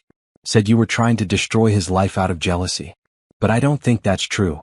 I think you're just done being lied to. I wish I had your strength. Thank you for opening my eyes. Bethany. Naomi read the email 3 times. So the baby wasn't even Richard's. He had been planning to raise another man's child, to build a life with Bethany, all while still married to Naomi. The layers of deception were almost impressive in their complexity. She forwarded the email to Margaret with a simple note. This might be useful in the divorce proceedings. Margaret called immediately. This is huge. If Richard was planning to support another woman's child with marital assets, that strengthens your case significantly. Though honestly, with your prenup, you don't need any additional ammunition. But it doesn't hurt. I don't want to use Bethany against him. She's a victim too. You're more generous than I would be. But I respect that. I'll keep the email on file in case Richard tries to claim he's the victim here. After hanging up, Naomi poured herself a glass of wine and stood at her usual spot by the window. The city twinkled below her, full of life and possibility. Somewhere out there, Richard was probably sitting in his hotel room, calling his lawyer, plotting his next move. Let him plot. She had already won. The process server caught Richard at his hotel. Naomi wasn't there to see it, but Margaret described it in detail during their morning call. He was having breakfast in the hotel restaurant. The server walked right up to his table and handed him the papers. Everyone in the restaurant stopped eating to watch. How did he react? According to our server, he went pale, then red, then pale again. He tried to argue that there must be some mistake. The server explained very clearly that there was no mistake. These were official divorce papers and Richard had been served. Naomi imagined the scene. Richard, sitting alone at a table, probably ordering the full breakfast even though he couldn't afford it, trying to maintain the illusion of success. And then having that illusion shattered in front of strangers. What happened next? He apparently read through the first few pages right there at the table. Then he made several phone calls. Loud phone calls. The server said other guests were complaining about the noise. Did he call me? He tried. Multiple times. But obviously you have him blocked. Then he called his attorney, who I imagine had to explain to him exactly how bad his situation is. The papers laid it all out in precise legal language. The house, Naomi's property. The cars, Naomi's property. The company, Naomi's property with Richard's 5% stake revoked due to termination for cause. The bank accounts, separate property, no commingling of funds, no marital assets to divide. Richard had walked into the marriage with nothing but debt. He was leaving the marriage with nothing but debt. The prenuptial agreement he had signed 7 years ago was ironclad. Margaret had insisted on it, and Naomi had agreed, though at the time it had felt unromantic, like planning for failure before they even began. Richard had signed it without really reading it, had waved it off as unnecessary, had said he didn't care about her money because he would make his own. He never made his own. He just spent hers. "There's something else," Margaret said carefully. "Richard's attorney called me this morning. He wants to negotiate." "Negotiate what?" "There's nothing to negotiate. He's claiming that Richard made significant contributions to the company's success and deserves more than 5%. He's suggesting a 50-50 split would be more equitable." Naomi actually laughed. "Based on what?" Richard's job was financial management, and he was barely competent at that. Every major decision, every product innovation, every strategic move came from me or my actual team. He signed paperwork and attended meetings. That's not worth 50% of my company. I agree. But his attorney is going to argue that as your husband, Richard provided emotional support and partnership that contributed to your success. Emotional support? He cheated on me and fathered another woman's child. Or thought he did. Where's the emotional support in that? Agreed. I'm just telling you what to expect. They're going to try to paint Richard as an equal partner in your success who is now being unfairly punished. Let them try. I have 7 years of documentation showing exactly what Richard contributed, which is nothing. I have emails, meeting notes, financial records. I can prove that every significant achievement of this company came from me. Good. Because his attorney also mentioned that Richard is considering filing a lawsuit for wrongful termination. Naomi felt her jaw tighten. On what grounds?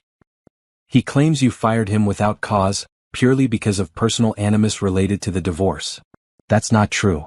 I fired him because he violated the morality clause in his employment contract. Infidelity is explicitly listed as grounds for immediate termination. Can you prove the infidelity? Naomi thought about the hospital corridor, about watching Richard cradle that baby.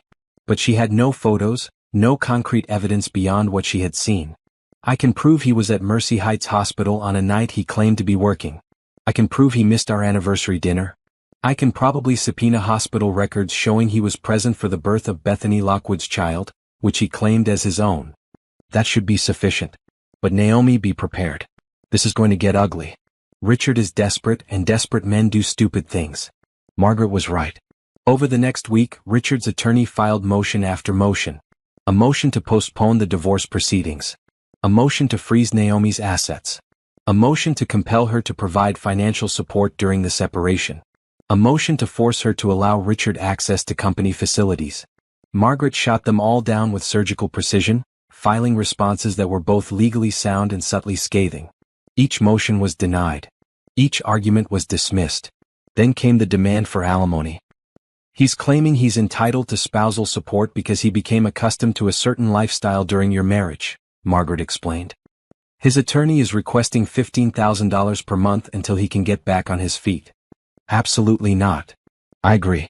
The prenup specifically waives alimony. But his attorney is arguing that the prenup is invalid because Richard signed it under duress. Duress? We were engaged. He wanted to marry me. How is that duress?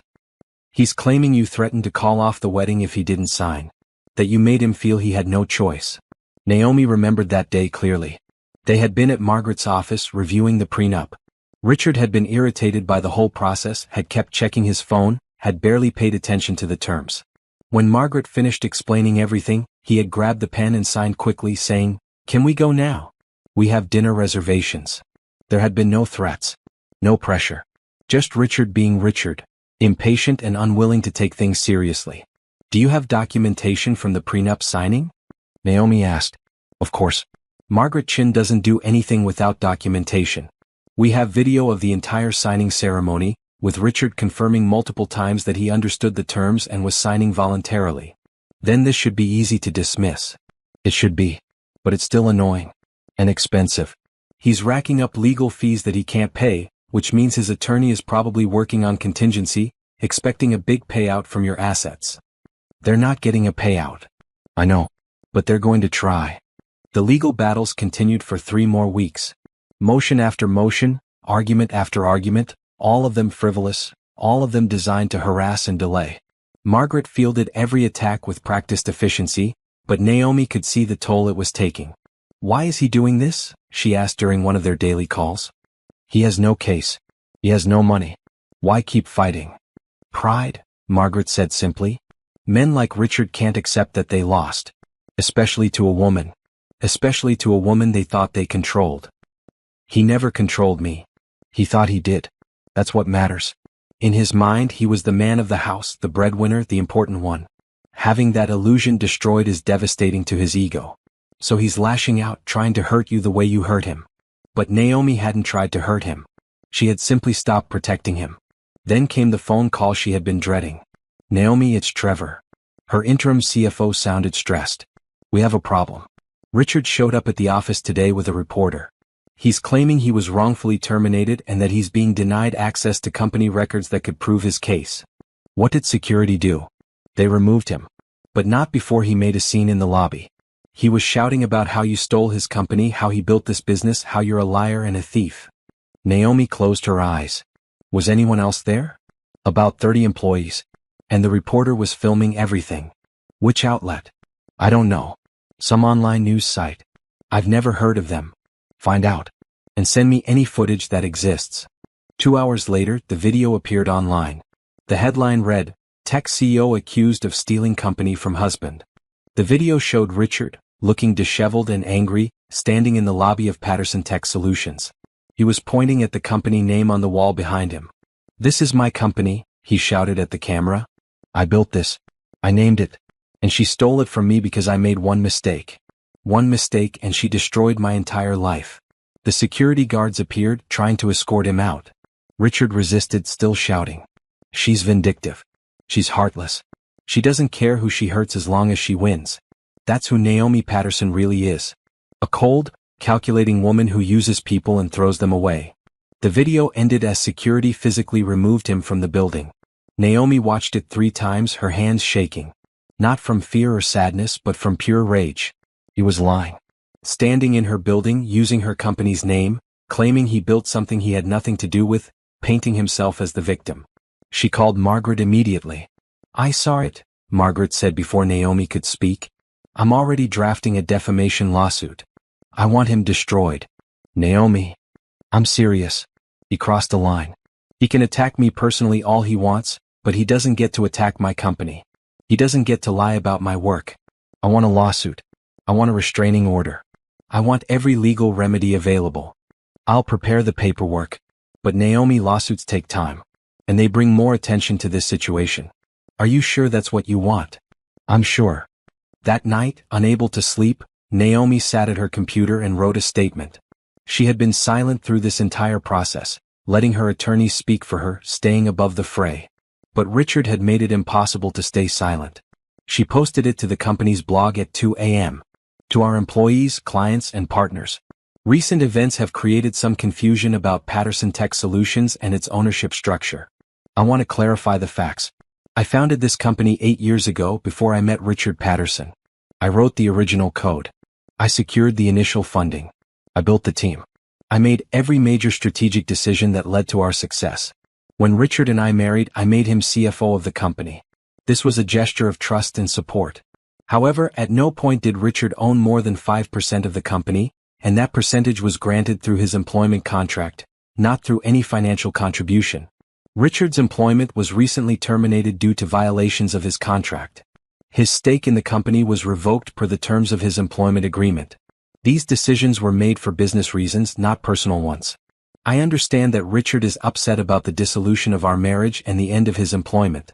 But his recent statements about the company are factually incorrect and legally actionable.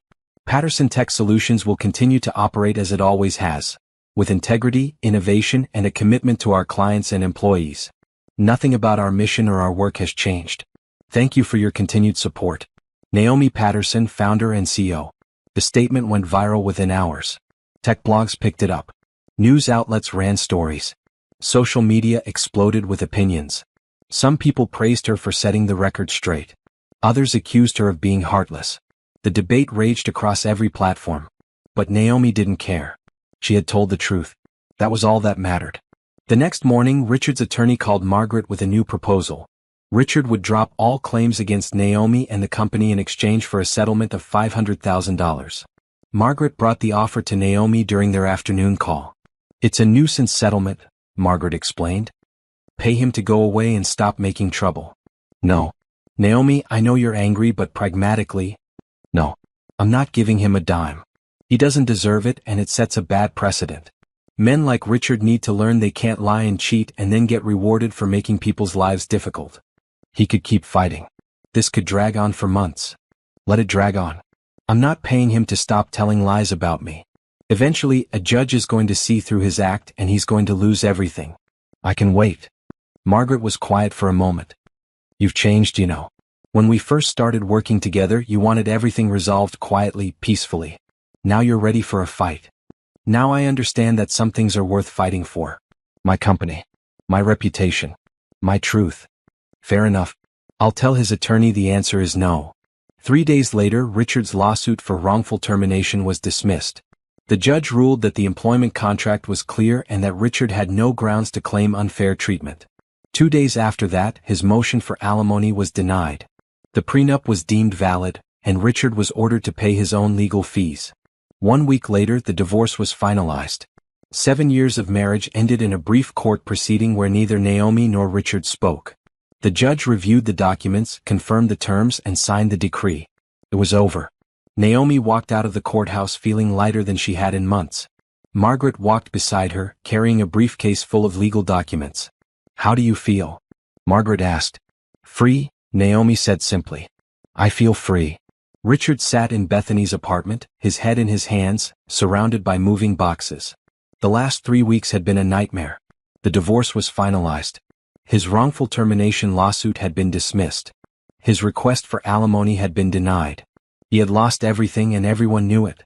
The video from the office lobby had gone viral, but not in the way he had hoped. Instead of sympathy, people were mocking him, calling him a leech, saying he got what he deserved. The comments were brutal. Maybe don't cheat on your wife next time. Imagine thinking you built a company you had nothing to do with. This is what happens when mediocre men take credit for women's work. He had deleted all his social media accounts. It was too painful to watch his reputation crumble in real time. Now he was here at Bethany's apartment, the one place he thought he could find comfort. She had been sympathetic at first, had let him stay on her couch, had listened to him vent about Naomi's cruelty. But lately she had been distant, distracted. She spent a lot of time on her phone, texting someone, smiling at her screen in a way that made Richard's stomach turn. Who are you talking to? He asked, trying to keep his voice casual. Just a friend. Bethany didn't look up from her phone. What friend? Does it matter? It matters if you're seeing someone else. Bethany finally looked at him. And if I am? Richard felt his world tilt. We have a baby together. We're supposed to be a family. We don't have a baby together. Bethany set her phone down. Miles isn't yours. The words hit him like a physical blow. What? I said Miles isn't yours. His father is my ex-boyfriend, Travis. I lied to you because Travis had left and I needed support. Richard stared at her, unable to process what he was hearing. You told me I was the father. You let me be there for the birth. You let me hold him. I know, and I'm sorry. But I was scared and alone, and you seemed like you wanted to help. Seemed like I wanted to help? I thought I was being a father. Bethany stood and started moving boxes toward the door. Richard, I need you to leave. Travis and I are working things out. He's moving in tomorrow and we're going to try to be a real family. But what about me? What about us? There is no us. There never really was. You were married the whole time we were together. You lied to me about being divorced. You lied about owning that company. You lied about everything. Naomi told you to say this. She turned you against me. No, she didn't. She just opened my eyes. Bethany handed him a box of his belongings. Your stuff. I need you out by tonight. I have nowhere to go. That's not my problem. You used me, Richard. You used your wife. Maybe it's time you learned to stand on your own. Richard took the box, his hands trembling. I loved you. No, you didn't. You loved the idea of me. The young girlfriend who made you feel important. But you never actually saw me. Just like you never actually saw your wife. She walked to the door and opened it. Goodbye, Richard. I hope you figure out who you really are because the person you've been pretending to be isn't working anymore. Richard carried his box down 3 flights of stairs to his car, the same BMW that had been repossessed 2 weeks ago because he couldn't make the payments. He had taken an Uber to Bethany's apartment. He stood on the sidewalk holding a box of his belongings with no car, no home, no job, no family. His phone buzzed. A text from his mother. Richard, your father and I want you to know we're disappointed in your behavior. We raised you better than this. Until you take responsibility for your actions and apologize to Naomi, we don't want to hear from you. He deleted the message and sat down on the curb, still holding his box. The baby hadn't even been his. All of this, the affair, the lies, the destruction of his marriage, had been for a child that wasn't his and a woman who had been using him the same way he had been using everyone else. His phone buzzed again. His lawyer. Richard, I need to inform you that I can no longer represent you. Your unpaid legal fees have exceeded $40,000, and you haven't made a payment in 6 weeks. I'll be filing a motion to withdraw from your case. I suggest you find new representation. Richard didn't respond. What case? The divorce was finalized. The lawsuits were dismissed. There was nothing left to fight for. He scrolled through his contacts looking for someone he could call. Someone who would let him crash on their couch while he figured things out. But as he looked at the names, he realized he didn't have any real friends. Just business contacts. People who had tolerated him because of his association with Naomi and her company. No one was going to help him now. His phone rang. A known number. He answered it desperately. Mr. Patterson? This is Melissa from Oak Street Realty. We have a studio apartment available for $800 per month. You inquired about it last week. I'll take it. Great.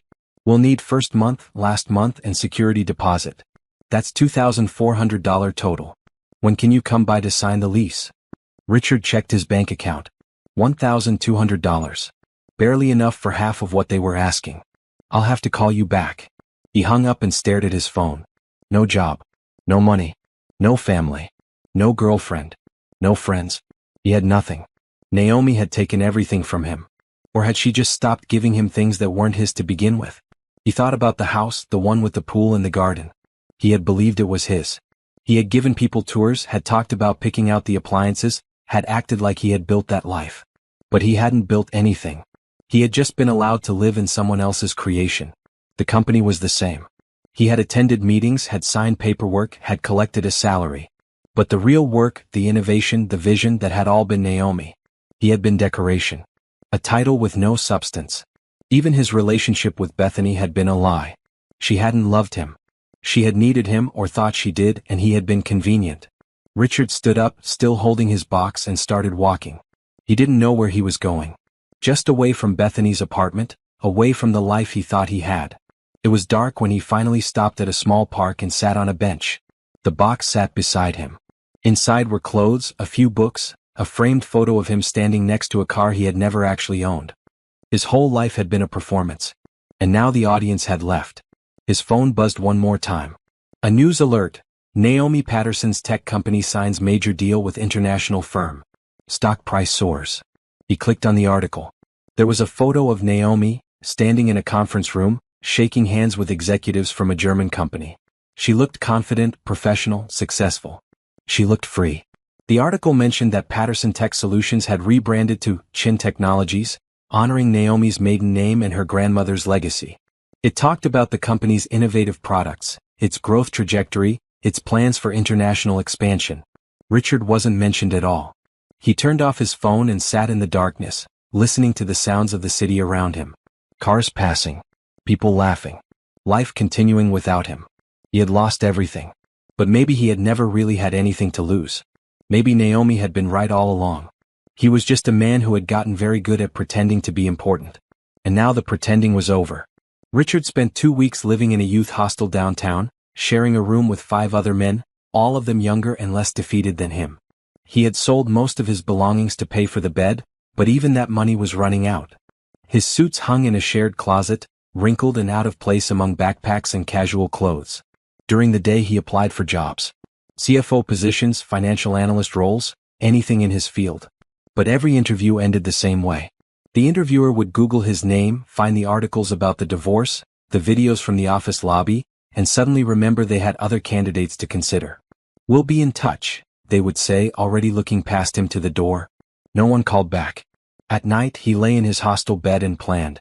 He needed to fix this. There had to be a way to get Naomi to see reason, to understand that they could still work together, that throwing away 7 years of marriage was a mistake. He drafted emails that he never sent, practiced speeches in his head, imagined scenarios where she would listen and understand. On a Thursday afternoon, he finally gathered the courage to go to her office building. Not to cause a scene this time. Just to talk. To explain himself. To make her understand that he was sorry, that he had made mistakes, but that they could move past this. Security stopped him in the lobby. "Mr. Patterson, you're not allowed on the premises. I just need to talk to Naomi for 5 minutes. Mrs. Patterson has a restraining order against you. If you don't leave immediately, I'll call the police." A restraining order? When did she file that? 3 days ago. I suggest you contact your attorney. Richard left the building and walked to a coffee shop across the street. He ordered the cheapest item on the menu and sat by the window, staring at Chin Technologies across the street. His former company. His former life. He pulled out his phone and called his mother. She answered on the 4th ring. "Richard. Mom, I need help. We've been over this. Your father and I love you, but we can't support your behavior. You need to take responsibility for what you've done." "I am taking responsibility. I'm trying to fix things. But Naomi won't even talk to me." "Can you blame her? You cheated on her. You lied to her. You tried to take credit for her work." "I didn't cheat. Bethany told me she was divorced. But you were still married, Richard. That's cheating." He felt frustration building. Why is everyone on her side? She destroyed my career. She took everything from me. I'm living in a hostel, Mom. A hostel. She didn't destroy anything. You did that yourself. His mother's voice softened slightly. "Richard, I love you. But you need to accept that you made choices that hurt people. Naomi didn't owe you her company or her money or her forgiveness. You weren't entitled to any of it. I thought we were partners. You were her employee. There's a difference."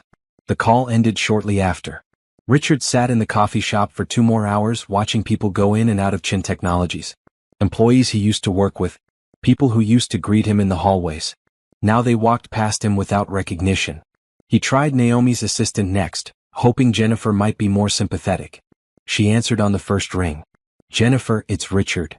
Mr. Patterson, I can't talk to you. I just need 5 minutes with Naomi. Can you arrange a meeting?" "She doesn't want to meet with you. She's been very clear about that." "Please. I need to explain." "Explain what? That you lied to her for months? That you were planning a life with another woman while still married?" "There's nothing to explain, Mr. Patterson. She knows everything. She doesn't know my side of the story." Jennifer laughed, sharp and bitter. "Your side? I've been her assistant for 4 years. I've watched you take credit for her ideas in meetings. I've seen you arrive late and leave early while she worked 16-hour days. I've heard you on the phone with Bethany, whispering in the stairwell like we were all too stupid to notice. There is no side of this story that makes you look good. I made mistakes, but I'm trying to fix them. You can't fix this. You broke something that can't be repaired. Move on, Mr. Patterson." "She has." She hung up before he could respond. Richard left the coffee shop and walked for hours, through neighborhoods he didn't recognize, past houses and apartments where people were living normal lives. He thought about Naomi, probably sitting in her penthouse right now, working on some new project, completely unbothered by his suffering. She had moved on. But how? How could she just cut him out of her life so completely, so easily, after 7 years together? Unless those 7 years had meant less to her than he thought. Unless she had been planning this for longer than he realized. The idea took root in his mind. What if Naomi had been looking for an excuse to leave him? What if she had grown tired of being married and used his relationship with Bethany as the justification she needed? That would explain her coldness. Her refusal to talk. Her complete lack of emotion about the divorce. She had been planning this. Probably for years. And he had played right into her hands. Richard returned to the hostel feeling energized for the first time in weeks. He had figured it out. This wasn't about his mistakes. This was about Naomi's ambition. She had always been driven, always focused on her career above everything else. Marriage had been holding her back and now she was free. He could use this. He could go to the media, tell them his theory, paint himself as the victim of a woman who had used him and discarded him when she no longer needed him. He spent the next 3 days crafting his narrative. He contacted reporters, offering exclusive interviews. Most of them declined, but a few smaller outlets agreed to talk to him. The interviews were disaster. "So you're saying your wife divorced you because she was too ambitious?" one reporter asked, barely hiding her skepticism. "I'm saying she used me. She needed a husband to seem more relatable, more human. But once her company was successful, she didn't need me anymore. And the affair you had? How does that fit into this theory? I made a mistake, but she was planning to leave me anyway. My relationship with Bethany just gave her the excuse she needed. The article came out the next day with the headline, "Bitter Ex-Husband Blames Successful Wife for His Own Infidelity." It was a hit piece. They called him delusional. They said he was refusing to take responsibility for his actions. They quoted multiple former employees saying Richard had been incompetent as CFO and that his termination was long overdue. Richard stopped giving interviews. He tried contacting Naomi's friends next, hoping someone in her circle might be willing to advocate for him. But most of them didn't respond to his messages, and those who did were hostile. "Leave her alone, Richard. You had your chance. You blew it.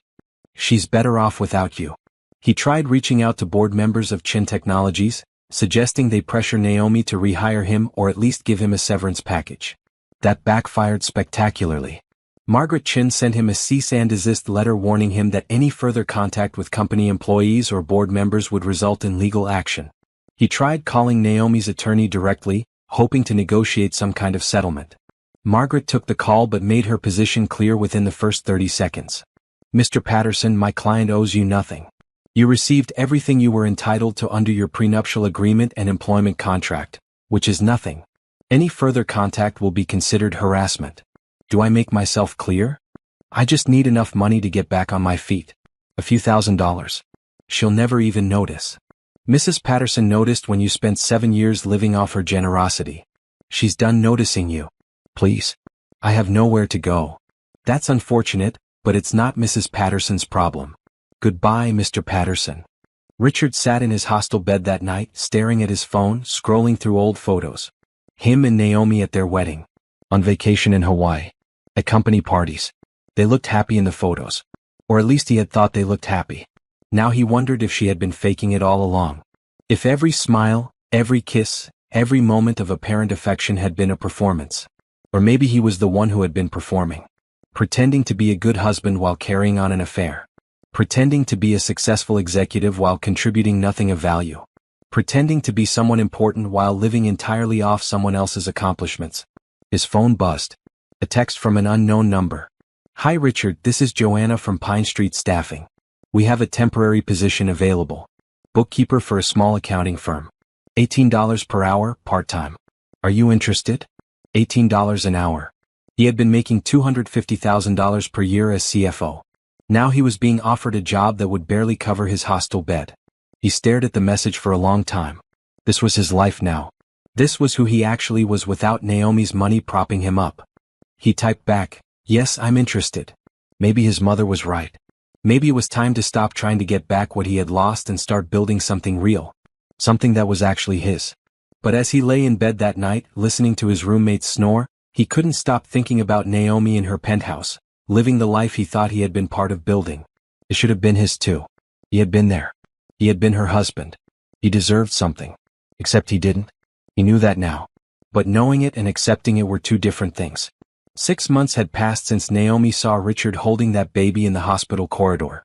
6 months since her life had imploded and rebuilt itself into something entirely new. Chin Technologies was thriving. The Singapore office had opened ahead of schedule. The London office was set to launch in 3 months. Stock prices were at an all-time high. The company had been featured in 3 major publications, all of them focused on Naomi's leadership and vision. She had promoted 3 women to executive positions, restructuring the leadership team entirely. Trevor remained as CFO and was doing excellent work. The company culture had shifted noticeably. People seemed happier, more engaged. Several employees had told her the office felt different without Richard, though they were diplomatic enough not to explain exactly how. But it wasn't just work that had changed. Naomi had changed too. She had started attending a weekly art class at a community center downtown. Every Tuesday evening she showed up with a canvas and paints and let herself create without thinking about productivity or outcomes. Her apartment was filling up with paintings, most of them abstract expressions of color and emotion that she never planned to show anyone. She had reconnected with old friends that Richard had gradually isolated her from. Coffee dates with college roommates. Long phone calls with her cousin in Seattle. Dinner parties where she laughed genuinely instead of performing happiness. She had traveled alone to Barcelona, spending 2 weeks wandering through museums and cafes, speaking terrible Spanish, getting lost in narrow streets. It had been the first vacation in years where she didn't check her email constantly or worry about getting back to work. She was learning what it meant to live for herself. The loneliness hit her sometimes, usually late at night when she was alone in the penthouse. She would stand at the window looking out at the city and feel the weight of being single after 7 years of marriage. Not missing Richard specifically. Just missing the idea of partnership, of having someone to share moments with. But even in those lonely moments, she never regretted leaving. The loneliness was honest. The marriage had been a lie. On a Friday evening in late autumn, Naomi attended the opening of a new art gallery downtown. She had bought 2 paintings from the featured artist, a local woman who created stunning landscapes, and the artist had invited her to the show. The gallery was small but elegant, with white walls and track lighting that made the colors pop. About 50 people mingled, holding wine glasses, discussing the work. Naomi stood in front of a painting of a forest at dawn, admiring the way the artist had captured light filtering through trees. Beautiful, isn't it? A man's voice beside her. She turned. He was tall, maybe 40, with dark hair going gray at the temples and kind eyes behind wire-rimmed glasses. He wore jeans and a simple green sweater, no wedding ring on his left hand. Very, Naomi agreed. The way she handles light is incredible. I'm partial to her seascapes myself. The one in the corner captures something about the ocean that photographs never quite get right. He extended his hand. Julian Brooks. I'm the curator here. Naomi Patterson. She shook his hand. I bought 2 of her landscapes last year. This is my first time at one of your shows. Welcome. What brings you to gallery openings? Are you a collector? Not seriously. I just like supporting local artists. And I needed more art for my walls. They talked for 30 minutes, moving from painting to painting, discussing the artist's technique and influences. Julian was knowledgeable without being pretentious, passionate about art without taking himself too seriously. He made her laugh twice with observations about particularly intense gallery-goers who studied each painting like it contained hidden messages. There's always at least one person who stands 3 inches from the canvas, analyzing every brushstroke like they're decoding the Da Vinci Code, he said, nodding toward a man doing exactly that. Maybe he is. Maybe there's a treasure map hidden in that landscape. If there is, I hope it leads to more funding for the arts. Museums are perpetually broke. When the opening started to wind down, Julian asked if she wanted to get coffee.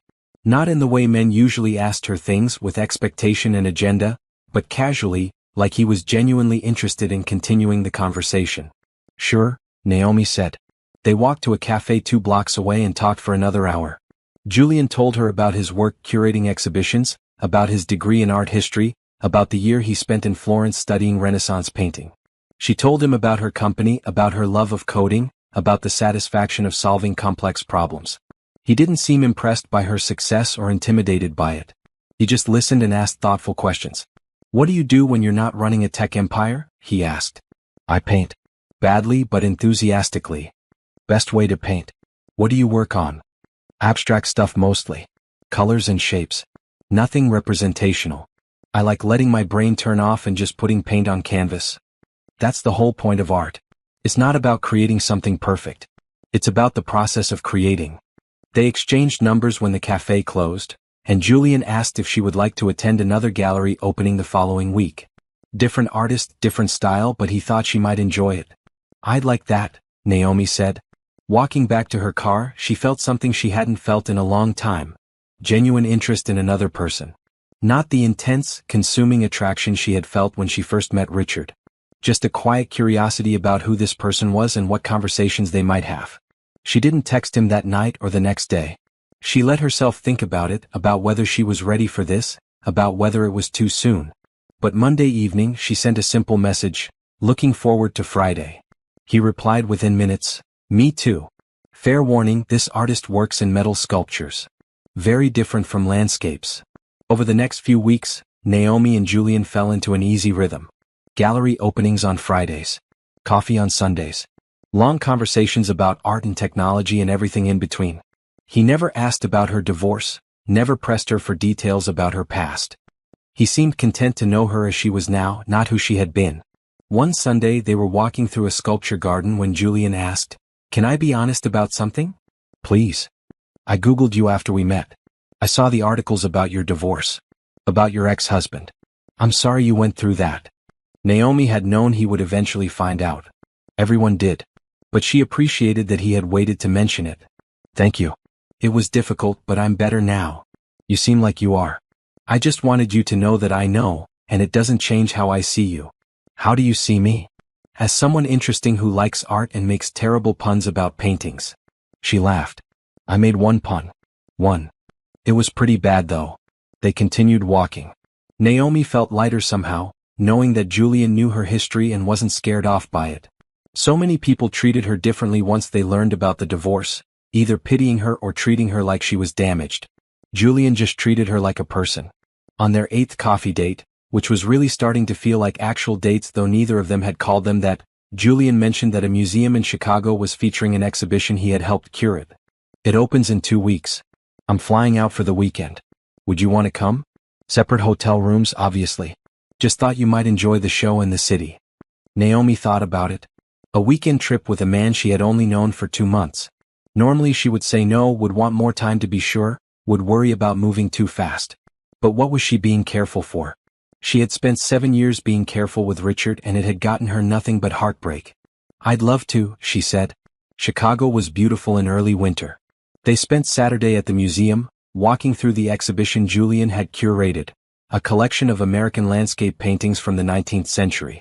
He explained the historical context, pointed out details she would have missed, made the paintings come alive with stories about the artists and their lives. That evening they had dinner at a restaurant overlooking the river. Naomi wore a blue dress she had bought specifically for this trip, wanting to look nice but not trying too hard. Julian wore a suit, which surprised her because she had only ever seen him in casual clothes. You clean up well, she said. Curators have to dress up sometimes. Board meetings. Donor dinners. Tonight I just wanted to match your effort. Over dinner they talked about their families. Julian had 2 sisters and parents who still lived in the house he grew up in. His father was a retired teacher. His mother volunteered at a literacy program. They're good people, he said. Salt of the earth, as they say. They were worried when I told them I wanted to get a degree in art history. Thought I'd never make a living. But they supported me anyway. Do they know about me? I mentioned I was seeing someone interesting. My mom asked if you were nice. That's her main criterion for judging people. Am I nice? You're honest? Which is better than nice. Naomi appreciated that. She had spent too much of her life trying to be nice, trying to make other people comfortable. Honest felt more valuable.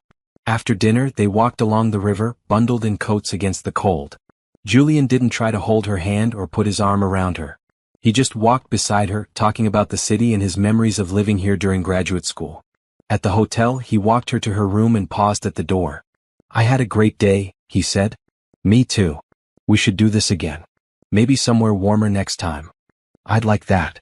He kissed her cheek, brief and gentle, and said good night. Naomi went into her room and sat on the bed, her hand touching the spot where he had kissed her. It was such a small gesture, but it meant everything. He wasn't rushing. He wasn't pushing. He was just letting things develop at their own pace. This was what healthy felt like. Flying back to the city Sunday evening, Naomi stared out the airplane window at the clouds below and thought about the last 6 months. How much had changed? How much she had changed. She pulled out her phone and opened her notes app, writing down thoughts as they came to her. I thought losing Richard meant losing everything. But I only lost what was never really mine. A marriage built on lies, a partnership that was never equal, a version of myself that existed to make someone else comfortable. I found what was always mine. My company, my independence, my ability to choose myself. I'm not afraid of being alone anymore. Because I'm not alone. I have friends, work I love, interests I'm pursuing. And now I have Julian, who sees me as I actually am and likes me anyway. This is what freedom feels like.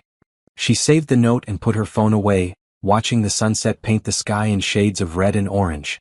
Her grandmother had been right. The trust fund hadn't just given her financial freedom.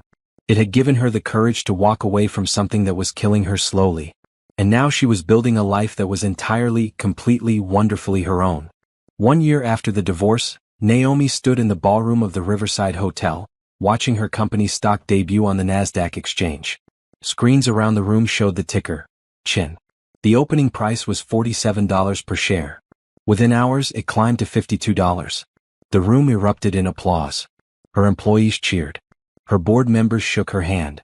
Reporters crowded around, asking for comments, wanting to capture this moment. Trevor appeared at her elbow, grinning widely. "We did it, boss." "You all did it," Naomi corrected. "This is a team victory." But she knew the truth.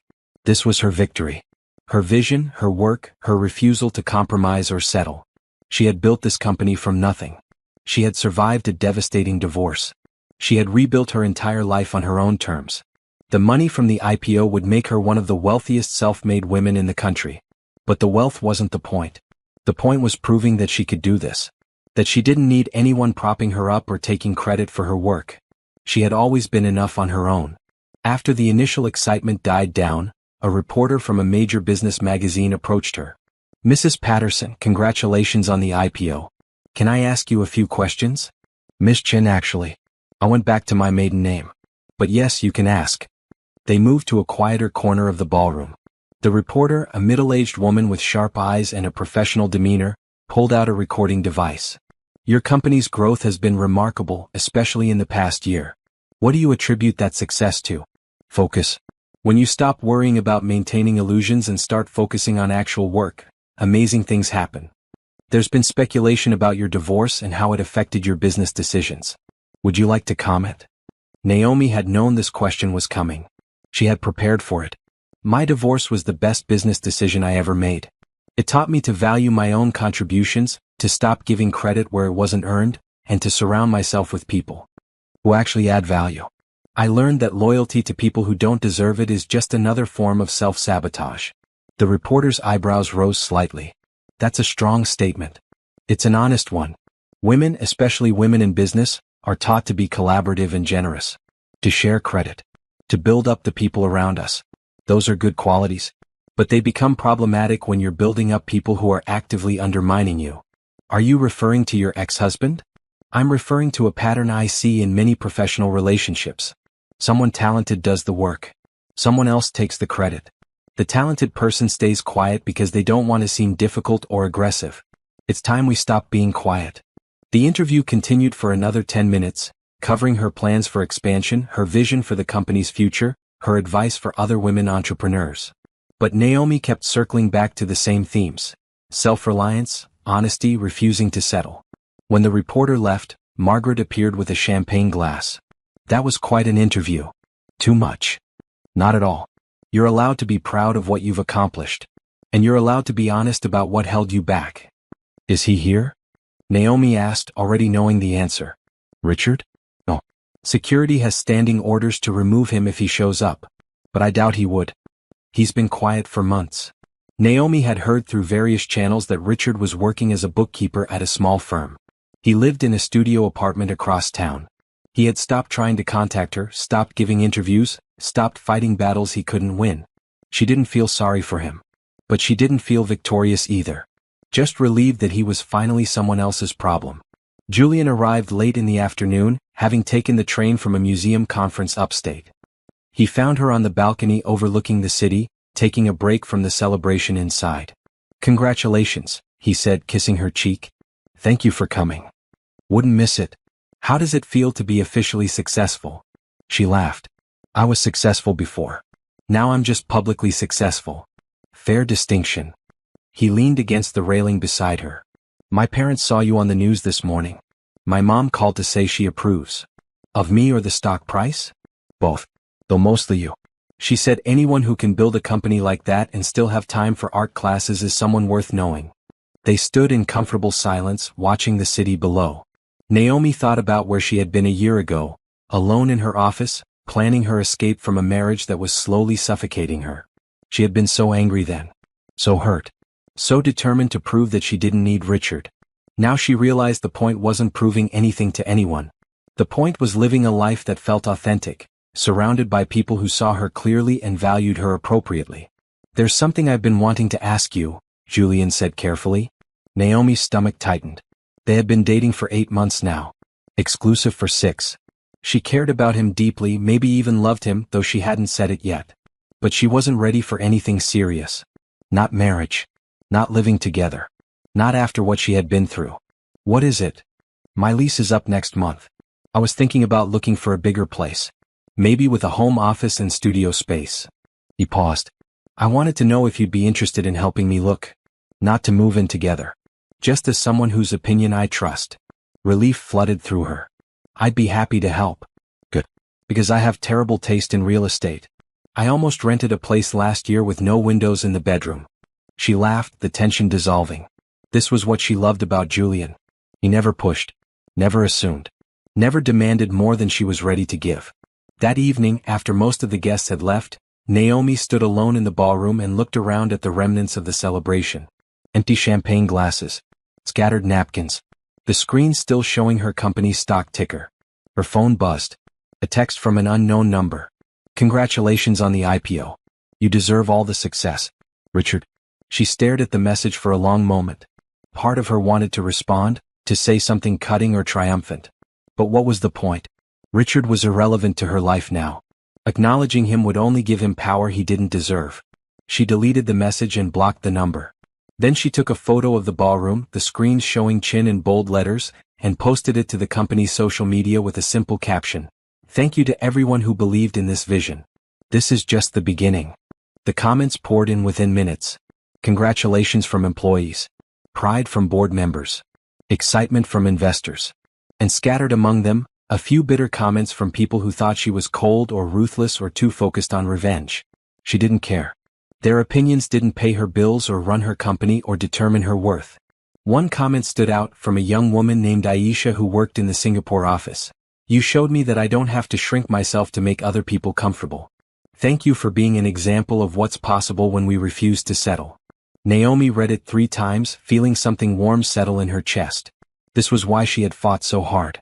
Not just for herself, but for every woman who had been told to be smaller, quieter, more accommodating. She responded, keep taking up space. The world needs what you have to offer. Later that night, alone in her penthouse, Naomi poured herself a glass of wine and stood at her favorite spot by the window. The city glowed below her, full of possibility and movement and life. She thought about her grandmother, the woman who had given her the gift of freedom. Who had understood that sometimes the bravest thing a woman could do was choose herself. She pulled up the letter her grandmother had written, the one she had read 100 times but never stopped needing. Be brave. Be free. Naomi had been both. She had walked away from a marriage that was killing her. She had built an empire on her own terms. She had refused to shrink or compromise or settle. And now she stood in a home that was entirely hers, running a company that bore her real name, building relationships based on honesty instead of convenience. This was freedom. Not the absence of struggle but the presence of choice. The knowledge that she could handle whatever came next because she had already survived the worst and come out stronger. Her phone buzzed again. Julian, still celebrating? She smiled and typed back, always. 3 months later, Chin Technologies announced its expansion into 3 new countries. 6 months after that, Naomi was featured on the cover of a major business magazine with the headline, The Woman Who Refused to Settle. The article detailed her journey from founding the company to surviving a difficult divorce to building one of the most successful tech companies in the country. It painted her as a role model for women in business, someone who had overcome personal and professional obstacles through sheer determination and refusal to compromise her vision. Richard was mentioned in one paragraph, identified only as a former employee whose departure allowed the company to restructure and thrive. Naomi framed the magazine cover and hung it in her office. Not as a trophy but as a reminder. She had built this. She had earned this. And no one could take it away from her. At night, she still stood by the window sometimes, looking out at the city and thinking about how far she had come. But now those moments felt less like loneliness and more like contentment. She had everything she needed. Meaningful work, genuine relationships, a life built on her own terms. And if sometimes she felt the ghost of that night in the hospital corridor, watching Richard hold another woman's baby, she reminded herself that pain had been the catalyst for everything that came after. She had walked away from that moment with nothing but her dignity. She had built an empire from it. And that was enough.